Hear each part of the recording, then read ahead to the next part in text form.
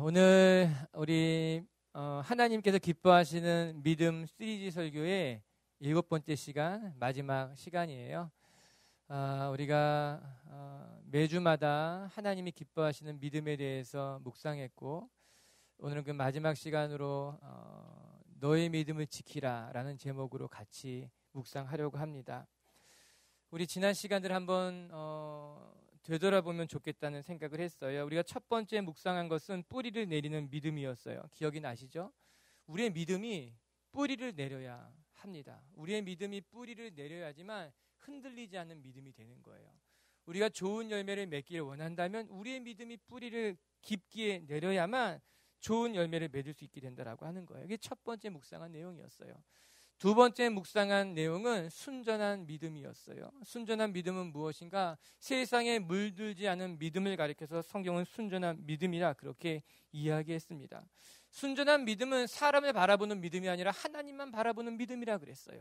순전한 믿음은 보지 않고도 믿을 수 있는 믿음을 가리켜서 순전한 믿음이라 성경은 그렇게 이야기했어요. 저는 특별히 우리 빛의 교회 성도들에게 이 순전한 믿음이 있게 되길 주님의 이름으로 축복합니다.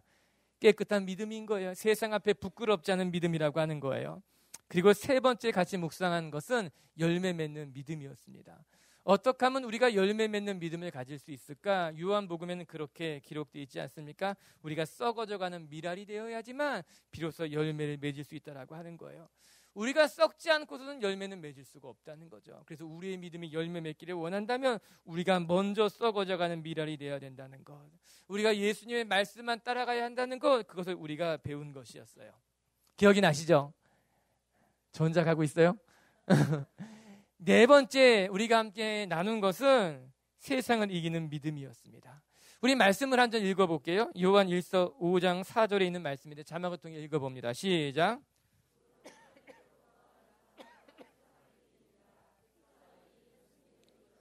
우리의 믿음이라. 요한 1서는 우리에게 이렇게 이야기합니다. 우리가 가진 믿음으로 말미암아 세상을 이길 수 있다라고 하는 거예요.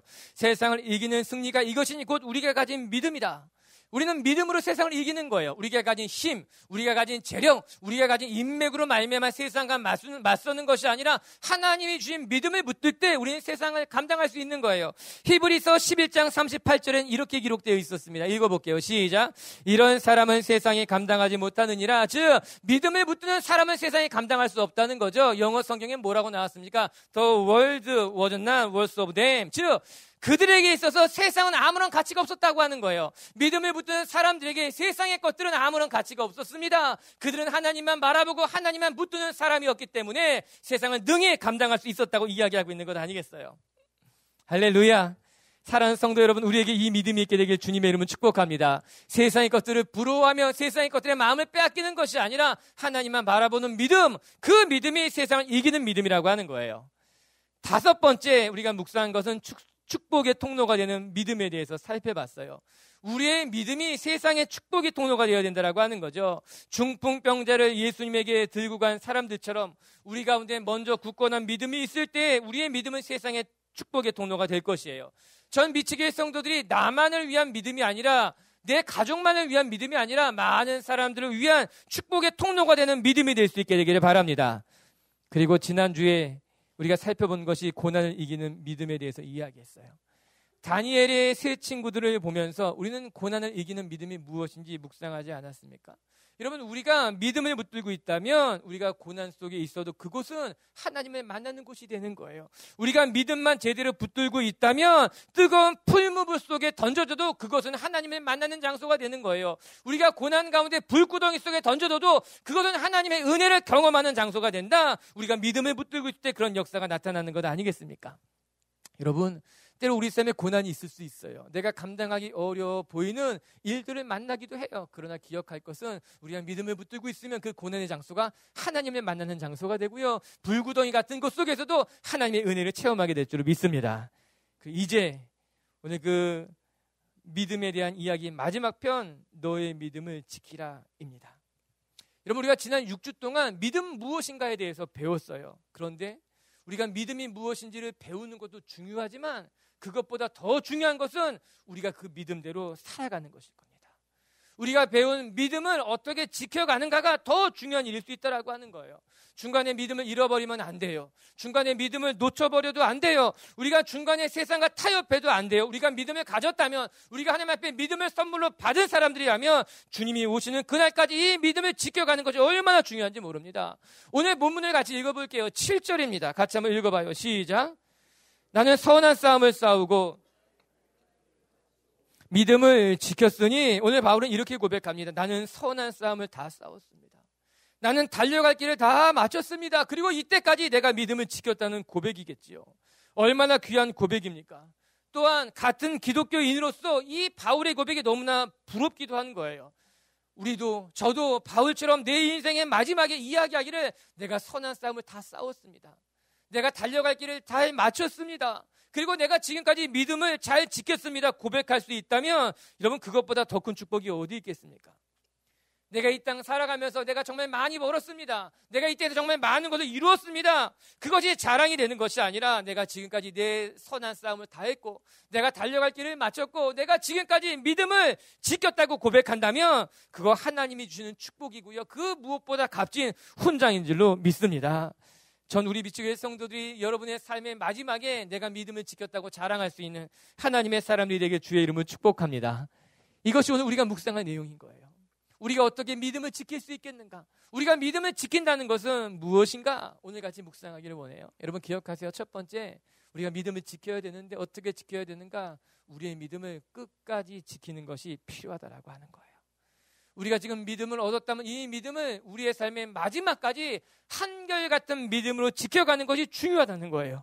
중간에 포기하지 않을 것, 세상과 타협하면 안 되는 것, 선한 싸움을 싸우다가 낙심하지 말 것. 오늘 7절의 말씀을 다시 큰 소리로 같이 읽어봐요. 시작. 나는 선한 싸움을 싸우고 나의 달려갈 길을 마치고 믿음을 지켰으니, 오늘 7절에서 바울이 강조하고 싶은 것이 무엇일까요? 그것은 마지막까지라고 하는 단어일 것이 분명합니다. 오늘 바울이 강조하고 싶었던 것은 내가 마지막까지 믿음을 지켰다는 거지요. 디모데 후서, 오늘 우리가 읽고 있는 디모데 후서는 바울의 서신서 중에 가장 마지막에 쓰여진 책이 이 디모데 후서입니다. 바울은 디모데 후서를 기록하면서 이제 내가 살 날이 얼마 남지 않았다는 것을 본능적으로 직감할 수 있었어요. 그렇기 때문에 6절에 보게 되면은 나의 떠날 시각이 가까웠습니다. 그렇게 고백하고 있는 것 아니겠습니까? 그렇기 때문에 바울이 디모데 후서를 쓸 때 그의 마음은 남달랐을 것입니다. 그래서 디모데 후서는 조금은 개인적인 이야기가 쓰여져 있어요. 자신의 마지막을 당부하는 메시지들도 곳곳에 찾아볼 수 있었던 겁니다. 실제적으로 바울은 이 디모데후서를 기록하고 나서 약 1년 뒤에 순교를 당하게 됩니다. 이처럼 바울은 오늘 편지를 기록하면서 내가 살 날이 얼마 남지 않았다는 것을 알았지요. 그리고 자기가 살아온 날들을 돌아보기 시작하게 됩니다. 그리고 나도 그는 감격에 사로잡히지요. 내가 부족한 인생이지만 내가 지금까지 내 믿음을 버리지 않고 이 믿음의 선한 싸움을 마칠 수 있었다는 것에 대한 감격이 그의 마음에 있었던 겁니다. 그리고 그는 이렇게 디모데에게 고백하고 있는 거죠. 내가 살 날이 얼마 남지 않았지만 내 삶을 돌아보니 나는 선한 싸움을 싸우고 나의 달려갈 길을 마치고 내가 지금까지 믿음을 지켰다. 그 감격이 그 가운데 있었던 거예요. 그리고 디모데에게 권면하고 있는 거죠. 내가 마지막까지 나의 믿음을 지킨 것 같이 사랑하는 영적 아들 디모데야, 너도 내 삶의 마지막까지 너의 믿음을 지킬 수 있겠느냐? 너의 믿음을 지켜야 된다. 여러분, 우리의 신앙의 처음도 중요하지만 마지막은 더 중요할 것입니다.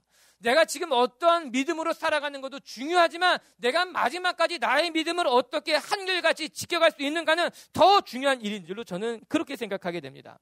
사랑하는 미체교회 성도 여러분, 우리의 믿음이 날마다 더 깊어지고 선해져서 마지막 때에 주님 앞에 부끄럽지 않은 사람들이 되게 주의 이름을 축복해요. 터키에 가면 이즈밀이라고 하는 지역이 있는데 이스탄불, 앙카라에 이어서 제3의 산업 도시예요. 상업의 중심적인 역할을 감당하고 있죠. 여행하는 사람들이라면 아마 대부분 그곳을 가려고 합니다. 요한계시록에 7교회가 나오는데 그 7교회들 가운데 서머나 교회가 있었던 곳이 이즈밀이라고 하는 거예요. 그 이즈밀의 가장 대표적인 교회가 폴리캅 교회입니다. 그 폴리캅 교회를 왜 그렇게 부르는가 하면은 그곳의 감독이 폴리캅이었었던 사도 요한의 수제자인 폴리캅이 시무했던 교회였기 때문에 그 서머나 교회 이름을 폴리캅 교회라 그렇게 이야기합니다. 약 AD 160년경에 로마가 기독교를 극심하게 박해할 때에 이 서머나에 있는 폴리캅이 잡혀가서 옥에 가둬지게 됩니다. 그러나 로마 사람들은 폴리캅에게 이야기하기를 내가 만약에 예수를 저주하고 부인한다면 내가 이 옥에서 풀어주겠다고 협박하고 회유하게 되는 것이죠. 그때 폴리캅이 이런 말을 남기고 순교하게 됩니다. 무슨 말이었는가? 내가 예수를 믿은 지 86년 동안 주님은 단 한 번도 나를 모른다 하지 않으셨는데 내가 어찌 지금 주님을 모른다 하겠습니까? 이것이 폴리캅이 남긴 마지막 말이었다라고 하는 거예요. 그리고 그는 화형에 처해져서 순교를 당하게 되고 지금 폴리캅 교회에 가보게 되면은 그가 화형당하며 찬송하는 모습이 벽화로 잘 그려져 있습니다. 이분의 마지막이 너무나 숭고하지 않습니까? 내가 86년 동안 주님이 나를 단 한 번도 모른다 말씀하지 않았는데 내가 어찌 지금 주님을 모른다 부인할 수 있겠습니까? 이 한마디를 남기고 순교를 당했다라고 하는 것이죠. 그래서 그의 순교를 가리켜서 자발적인 순교라고 말합니다. 순교하지 않을 수 있었는데 살 수 있었는데도 불구하고 그가 자발적으로 순교의 자리로 나아갔다라고 하는 거예요. 그런데 요한계시록에 보면 폴리캅이 있었던 그 서머나 교회를 향해서 예수님이 하신 말씀이 있습니다. 그것이 요한계시록 2장 10절에 나와요. 같이 한번 읽어볼까요? 자막을 통해 시작.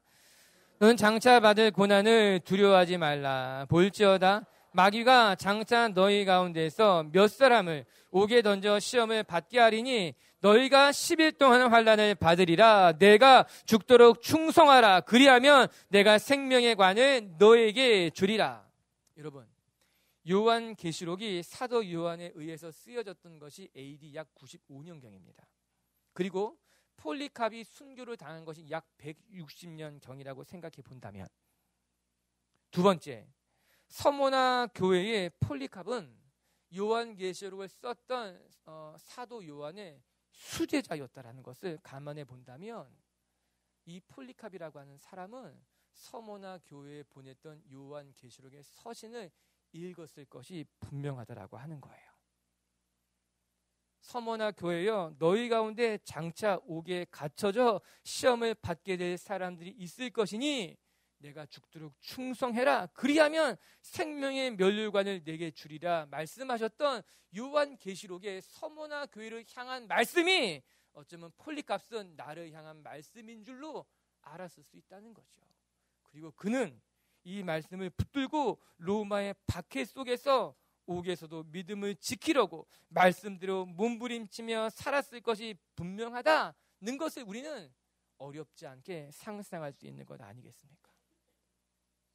그리고 폴리캅은 요한계시록에 예언한 것 같이 옥에 던져져 죽게 되지만 마지막까지 충성을 다한 하나님의 사람으로 기록되었다라고 하는 거예요. 사랑하는 미체교회 성도 여러분, 이 시대에 우리에게 신앙으로 말미암아 순교 당하는 일은 없을 것입니다. 그러나 저는 오늘 말씀과 같이 저와 여러분이 끝까지 말씀을 붙들고 무슨 일이 있어도 세상과 타협하지 아니하며 말씀 속에 나아가는 믿음을 가진 사람들이 되길 주님의 이름으로 축복합니다. 그럼 믿음은 평생 우리가 지켜가는 것이에요. 세상이 위협하고 협박해도 배신하지 않아야 하며 또한 중간에 잃어버리지 아니하고 우리가 지켜가는 것, 그것이 믿음이라고 하는 거예요. 믿음은 그냥 얻어지는 것이 아니라 내 삶을 통해 지켜가는 것. 여러분, 우리가 믿음을 지키지 못하면 언젠가 후회하게 될 것입니다.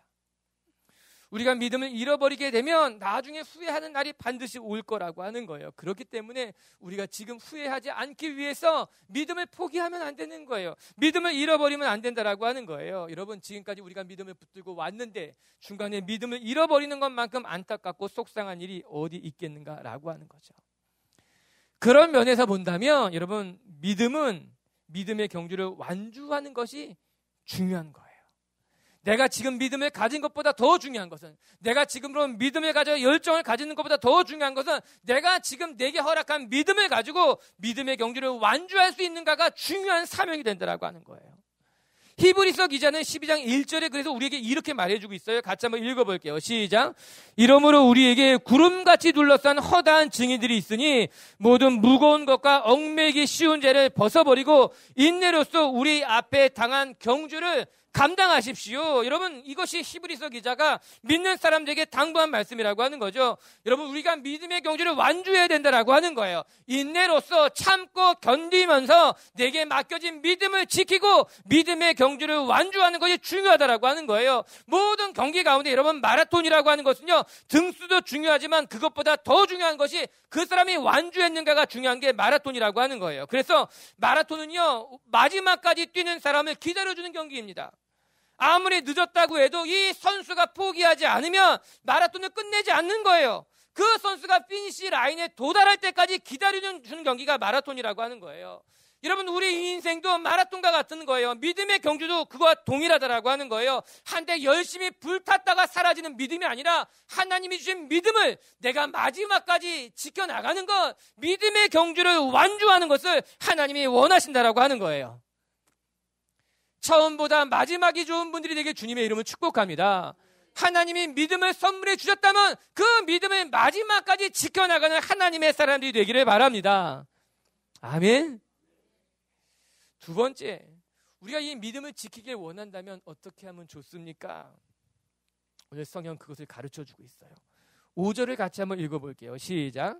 그러나 너는 모든 일에 신중하여 고난을 받으며, 5절에 눈에 띄는 단어가 있어요. 그것은 너의 직무를 다하라라고 하는 거예요. 바울의 권면이에요. 디모데에게 내가 믿음을 지켜야 된다, 선한 싸움을 다 싸워야 된다 말씀할 때 바울은 이렇게 권면하고 있어요. 너의 직무를 다하는 것이 필요하다. 여러분, 믿음을 지키며 살아간다는 것이 무엇일까요? 어떠한 삶을 살아야지 믿음을 지킨다고 말할 수 있을까요? 맨날 교회에 나오면 믿음을 지킬 수 있는 것일까요? 끊임없이 선행을 베풀고 누구보다 더 많이 헌금하게 된다면, 내가 많은 일을 감당하면 그것이 나의 믿음을 지키는 일이라고 생각합니까? 여러분, 성경은 단 한 번도 그렇게 이야기한 적이 없어요. 오히려 성경이 이렇게 말합니다. 내 믿음을 지키길 원한다면 내게 맡겨진 삶, 내게 맡겨진 직무를 다 감당하라라고 하는 거예요. 이것이 바로 믿음을 지키며 살아가는 삶이라는 것을 보여주고 있는 것 아니겠습니까? 우리가 이 세상 속에 살아가면서 내게 맡겨진 사명이 있겠죠. 내 삶에 주어진 직무가 있겠죠. 그것을 감당하면서 하루하루 믿음의 길을 걸어갈 때 우리는 믿음을 지켜갈 수 있게 된다라고 하는 거예요. 사람들이 우리에게 무엇이라 말하든지 간에, 내가 하는 일들을 세상 사람들이 어떻게 평가하든 간에 그것을 바라보지 아니하고 우리가 믿음을 가진 사람들이라면 내게 맡겨진 길을 묵묵히 걸어가는 거예요. 노아를 떠올려 보시기 바랍니다. 그는 산속에서 방주를 짓기 시작했어요. 사람들이 산속에서 방주를 짓는 노아를 바라보면서 조롱했을 것 아닙니까? 손가락질했을 것 아닙니까? 노아의 마음이 어떻겠습니까? 여러분, 때로는 노아도 스스로 그렇게 생각할 수 있을 것 같아요. 내가 지금 뭐 하는 건가? 이 산속에서 이렇게 큰 배를 짓는 것이 내가 지금 무슨 일인가? 그렇게 부질없는 일인가 생각이 들었을 것도 같다는 거죠. 그러나 성경을 보면요, 노아는 조금도 요동하지 않았어요. 하나님께서 맡겨진 직무에 대해서, 즉 홍수가 일어나기 전까지 이 산속에서 방주를 지으라라는 이 말씀에 대해서 조금도 의심하지 아니하며 사람들의 말에 낙심하지 아니하며 자기에게 맡겨진 직무에 최선을 다했다라고 하는 거예요. 노아는 믿음의 사람이었어요. 그리고 그는 그 믿음으로 맡겨진 직무에 최선을 다하며 하나님의 때를 기다렸던 사람이 노아라고 하는 거죠. 그리고 이제 바울은 그의 영적인 아들 디모데에게 그렇게 권면해주고 있는 거죠. 내가 마지막까지 너의 믿음을 지키길 원한다면 내게 맡겨진 직무를 오늘도 게으르게 행해서는 안 된다라고 하는 거예요. 전도자의 직무를 잘 감당하라 이야기하고 있는 거죠. 여러분, 믿음을 지키는 것은요, 결코 추상적인 일이 아니에요. 믿음대로 살아간다는 것은요, 관념적인 일이 아니라고 하는 거예요. 믿음을 지킨다고 하는 것은요, 내게 맡겨진 자리에서 우리가 하나님만 바라보며 최선을 다해서 하루하루 살아가는 것이 믿음을 지키는, 우리의 직무를 다하는 일인 거예요. 목사는 목사로서의 일을 다하고 성도는 성도로서의 일을 감당하며 교사라면 학교에서 물건을 파는 사람이라면 거래하는 장소에서 사업을 하는 사람은 사업터에서 자기에게 맡겨진 일에 최선을 다하며 살아가게 됐을 때 그는 믿음의 길을 살아가는 것이고 그의 믿음을 통해서 하나님께서 역사하고 있는 것 아니겠습니까? 여러분이 어디 있습니까? 여러분에게 오늘 맡겨진 일은 무엇입니까? 학생이라면, 직장인이라면, 지금 무엇이가 꿈꾸는 사람이라면 여러분이 어디 있든지 간에 여러분의 자리에서 직무를 다 감당할 수 있는 하나님의 사람들이 되길 주의 이름으로 축복합니다. 이에 바울은 신중해라 그렇게 이야기합니다. 이 단어가 직무를 다 감당함에 있어서 매우 필요한 덕목이라고 저는 그렇게 생각해요. 아니 바울도 그래서 이야기하고 있는 거예요. 내 믿음을 지키는 데 있어서 너는 신중해야 된다. 그러나 너는 모든 일에 신중하여 고난을 받으며 전도자의 일을 하며 네 직무를 다하라. 여러분, 우리가 믿음을 지키기 위해서 우리는 신중해야 될 것입니다. 경솔하게 말하면 안다고 경솔하게 행동해서도 안 됩니다. 우리의 한마디 한마디에 무게가 있어야 되며 우리가 한 걸음을 내딛더라도 의미 있는 발걸음을 내딛고 우리의 마음을 담아서 살아가야 된다라고 하는 것이죠. 여기서 신중하다는 단어는 내포, 분별력이라는 뜻인 거예요. 내게 맡겨진 직무를 잘 감당하기 위해서 너는 분별력이 있어야 된다는 거예요. 신중하게 전후를 살피고 내가 해야 할 일과 하지 않아야 할 일, 내가 가야 할 곳과 가지 않아야 할 일들을 분별하며 신중하게 살아가는 것, 그것이 믿음을 지키는 데 반드시 필요한 일이라고 하는 거죠. 이 악한 시대 속에서 우는 사자와 같이 믿는 사람들을 삼키려고 하는 이 시대 속에서 분별력만큼 필요한 것이 어디 있겠습니까? 여러분, 지금은 과거처럼 눈에 띄는 박해와 핍박이 있는 시대는 아니에요. 예수를 믿는다고 목숨을 내놓아야 되는 일은 일어나지 않아요. 지금 우리의 환경 속에서는. 그러나 어쩌면 눈에 보이지 않는 핍박과 박해가 우리의 믿음을 사정없이 흔들 수 있는 거예요. 세속화, 상대주의, 혼합주의, 물질 만능주의 등 오히려 우리를 더 흔드는 것들이 이 세상에는 너무나 많다라고 하는 거죠. 어쩌면 과거보다도 우리의 믿음을 지키는 것이 더 힘들어졌을지 몰라요. 과거에는 선각이 분명했잖아요. 내가 할 것과 하지 말아야 될 것, 예수를 믿는 것과 예수를 믿지 않는 삶이 선명히 나눠졌지만 이제 모든 것이 섞여 있는 거예요. 거짓이 진리인 창, 악이 선인 양, 그렇게 말하는 시대 속에 우리가 살고 있다라고 하는 거죠. 이런 시대 속에서 우리가 신중하게 살아가는 것, 분별력을 가지고 살아가는 것이 얼마나 중요한 일이겠습니까? 그래서 바울은 디모데에게 권면해 주는 거예요. 내가 믿음을 지키기 원한다면 너는 신중해져야 된다. 내게 맡겨진 직무를 다 감당하기 원한다면 너는 분별력을 가지고 이 시대를 살아가야 된다라고 말씀하고 있는 거예요. 여러분들에게 시대를 읽어내는 분별력이 있게 되길 바라고, 여러분에게 맡겨진 사명을 감당할 수 있는 영적인 신중함이 있게 되길 주님의 이름으로 축복합니다. 세 번째, 우리가 이 믿음을 지키기 위해서 우리에게 필요한 것이 있다면 그것이 무엇일까? 오늘 성경 그렇게 이야기합니다. 세상을 사랑하지 않아야 된다는 거예요. 믿음을 지키는 것이 어떤 것입니까? 물어볼 때에 어떻게 알 수 있는가? 또 하나의 방법이 있어요. 믿음을 지키지 않았던 사람들의 삶을 들여다보면 믿음을 지킨다는 것이 무엇인지를 좀 더 선명하게 알게 되는 거예요. 성경에는 믿음을 지키며 살아갔던 사람들도 많이 나오지만 믿음을 저버린 사람들도 많이 기록되어져 있습니다. 믿음을 저버린 사람들, 믿음을 끝까지 지키지 못했던 사람들의 삶을 들여다보면 교훈을 받게 되는 거예요. 디모데후서 우리가 읽은 본문에도 어김없이 등장합니다. 우리 4장 10절의 말씀을 자막을 통해 읽어볼까요? 시작. 데마는 이 세상을 사랑하여 나를 버리고 데살로니가로 갔고 그리스게는 갈라디아로 디도는 달마디아로 갔고, 바로 디모데에게 데마가 어떠한 인물인지를 이야기해주고 있어요. 안타깝게도 그는 누구라고 말합니까? 세상을 사랑해서 떠난 사람이라고 이야기합니다.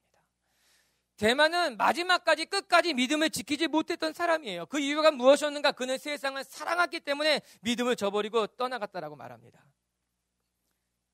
그런데 성경에는 이 데마가 다시 한번 등장하게 됩니다.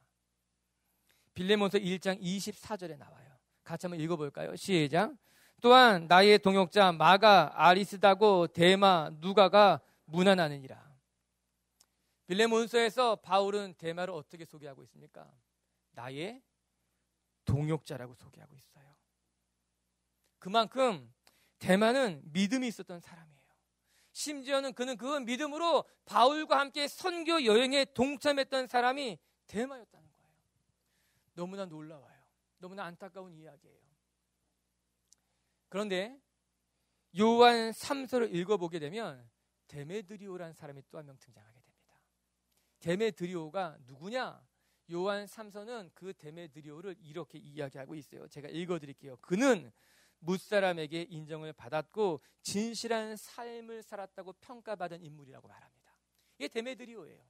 데메드리오는 어떤 사람이었는가? 무사람들에게 인정을 받았고 믿음이 있었다는 거죠. 진실한 삶으로 평가받았던 사람이 데메드리오라고 하는 거예요.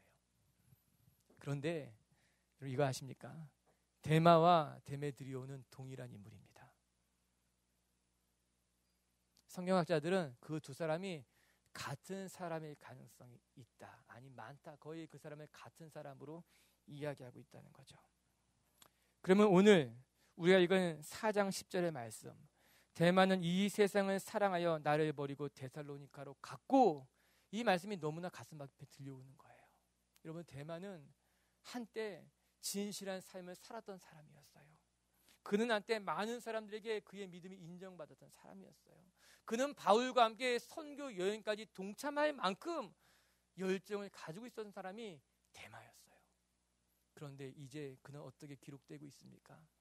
한때 그가 믿음이 있었을지는 모르지만, 한때 그가 많은 사람들에게 인정받았을지 모르지만, 그는 이제 세상을 사랑해서 세상을 향해 떠나갔다고 이야기하고 있는 거예요. 사랑하는 성도 여러분, 믿음을 지키는 것을 너무 쉽게 생각하지 마십시오. 믿음이 거저 지켜질 수 있는 것이라고 착각하지도 마십시오. 믿음이라고 하는 것은요, 지금 내게 있지만 자칫 잘못하면 잃어버릴 수 있는 것이고요, 놓칠 수 있는 것이고요, 믿음대로 지키며 살아가는 것은 결코 쉬운 일이 아니라고 하는 거예요. 또 한 사람을 여러분에게 소개해 드리고 싶어요. 디모데 전서에는 믿음을 지키지 못했던 사람들이 또 등장합니다. 그의 이름은 후메네오와 알렉산더예요. 우리 디모데 전서 1장 19, 20절을 같이 한번 읽어볼까요? 시작. 어떤 이들은 이 양심을 버렸고 그 믿음에 관하여는 파선하였느니라. 그 가운데 후메네오와 알렉산더가 있으니 내가 사탄에게 내어준 것은 그들로 훈계를 받아 신성을 모독하지 못하게 하려 함이라. 디모데 전서에는 이렇게 나옵니다. 믿음에 관하여 파선한 사람이라고 하는 거예요. 알렉산더와 후메네오는 어떤 사람이었는가? 그는 믿음에 대해서 파선한 사람이다. 현대인의 성경을 보게 되면 이렇게 번역하고 있어요. 믿음을 완전히 잃어버린 사람입니다. 알렉산더와 후메네오도 한때는 믿음을 갖고 있었던 사람이지만 그는 이제 믿음을 완전히 잃어버린 사람이 되었다라고 하는 거예요. 믿음을 온전히 지키지 못한 채 그의 인생이 파선해버렸다고 이야기하고 있는 거예요. 세상을 사랑해서 선한 양심을 저버렸다고 성경이 이야기하고 있는 거예요. 성경에는 믿음대로 살아가는 사람도 많지만 믿음에 파선한 사람들, 선한 양심을 저버린 사람들, 세상을 사랑해서 주님을 떠나고 세상을 향해 되돌아간 사람들도 많이 기록되어져 있는 것 아니겠습니까? 우리 사랑하는 미치교회 성도 여러분, 우리가 이 믿음 생활, 신앙 생활을 함에 있어서 하나님이 여러분에게 허락하신 이 귀한 믿음을 세상에 빼앗기지 아니하고 또 세상 속에서 잃어버리지 아니하고 주님 주시는 그날까지 잘 지킬 수 있었으면 좋겠어요. 오늘 우리가 읽은 본문의 마지막 8절에는 이렇게 기록되어져 있어요. 같이 한번 읽어봐요. 시작. 이제 후로는 나를 위하여 의의 면류관이 예비되었으므로 재판장이 그날에 내게 주신 내게만 아니라 믿음을 지킨 자에게 의의 면류관이 예비되어 있답니다. 마지막 심판 날에 의로우신 재판장께서, 이 말씀이 오늘 분명히 기록되어져 있어요. 의로우신 심판장이 믿음을 지킨 사람들에게 의의 면류관을 예비해 놓고 기다리고 계시더라고 하는 거예요. 그분은 재판장이에요. 심판관이에요. 우리가 이 땅에서 믿음을 지켰는지, 믿음을 잃어버렸는지, 세상을 더 사랑했는지 주님은 불꽃 같은 눈으로 바라보시고 나서 마지막에 믿음을 지킨 그 사람들에게 의의 멸류관을 예비해 놓고 기다리고 계시다라고 하는 거예요. 전 말씀을 읽으면서 설교를 준비하면서 마음이 너무 뜨겁고 마음이 너무 사모해지는 거예요. 무엇인가 하나님, 우리가 마지막에 주님 앞에 갔을 때 여기서 같이 예배드렸던 사람들, 우리 비치교회 성도를 만나면 얼마나 좋을까요? 너무 부러운, 그리운 거예요. 우리가 주님 앞에 갔을 때 우리 함께 예배하던 우리들을 만난다면, 집사님 여기 계셨군요, 권사님도 여기 있군요, 우리가 여기서 지금 예배하는 것 같이 우리가 나중에 그 심판대 앞에서 다 같이 모여서 예배한다면, 때로는 무슨 일 때문에 다른 교회 갔던 사람들, 멀리 외국으로 이민 간 사람들도 우리가 주님의 심판대 앞에 다 같이 모여서 같이 예배한다면 얼마나 좋을까. 그런 마음 가운데 드는 거예요. 하나님, 그랬으면 너무 좋겠습니다. 오늘 우리가 같이 예배드린 이 모든 성도들이 주님의 마지막 그 심판대 앞에서 다 한결같이 믿음을 지킨 사람들이라고 칭찬받으며 의의 멸류관을 쓰고 함께 주님을 예배하면 얼마나 좋을까. 다시 만납시다. 만나기 싫어요? 다시 만났으면 좋겠어요.